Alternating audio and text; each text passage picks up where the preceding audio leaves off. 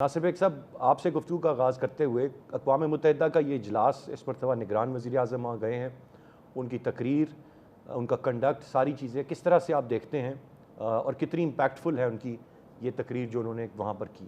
हमारे निगरान वज़ीर आज़म की तकरीर सब ने इस तरह सुनी जैसे निगरानों की होती है, आर्ज़ी वज़ीर आज़म की होती है। जी। अगर आप हॉल का जायज़ा लें, मैंने भी तस्वीरें लगाई हैं फ़ेसबुक पर और ट्विटर पर, तो वहाँ आपको खाल-खाल कुछ नुमाइंदे नज़र आएँगे, कुछ मुल्कों के जो नोट्स ले रहे हैं, जिनका काम नोट्स लेना है सिर्फ़, वो बैठे थे। उसके बाद जो तकरीर प्राइम मिनिस्टर ने की, उसमें मुझे कोई नई बात नज़र नहीं आई, माफ़ कीजिएगा। मुझे कोई नई बात बिल्कुल नज़र नहीं आई।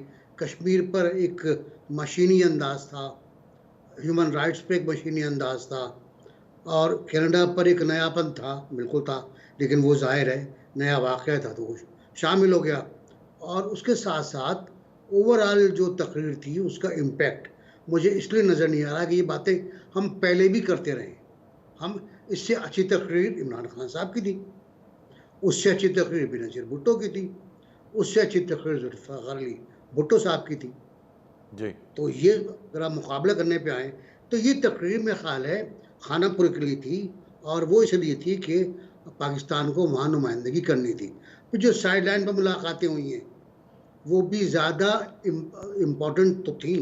चाइना से मुलाकात रही, चाइनीज़ वाइस प्रेसिडेंट से, फिर सऊदी वज़ीर ख़ारजा से मुलाकात होती है, बाकी कुछ लोग, लेकिन और किससे मुलाकात हुई आपकी? और किन लोगों से क्या नामा-ए-आमाल में क्या है?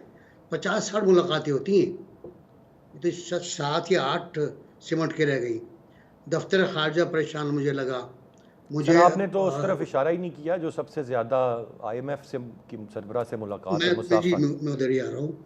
उन्होंने असल में जब पहले जो वो फ़ॉरेन अफ़ेयर्स काउंसिल में जो खिताब और इंटरैक्टिव बातें हुई हैं, वहाँ अगर उनको आप देख लें तो वहाँ उन्होंने ये बात भी की, IMF की बात भी की।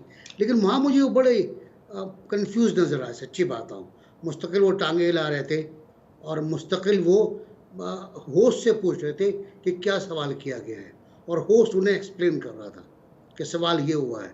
और फिर इसराइल और पाकिस्तान और अमेरिका और इसराइल, ये चीन और पाकिस्तान, ये मुझे समझ में बिल्कुल नहीं आया क्या फ़िलॉसफ़ी थी, किस तरह थी। ओवरऑल एक हाज़िरी लगानी थी, हाज़िरी हो गई, ज़ियारत हो गई, यूएनओ की। पहले भी गए हैं, पहले भी उनकी सेल्फ़ीज़ वहाँ से मौजूद हैं हमारे पास, वो जी। देखी हुई हैं। तो जी। इम्पैक्ट कोई नहीं होगा इसका और शायद कोई फ़ायदा भी नहीं होगा इसका।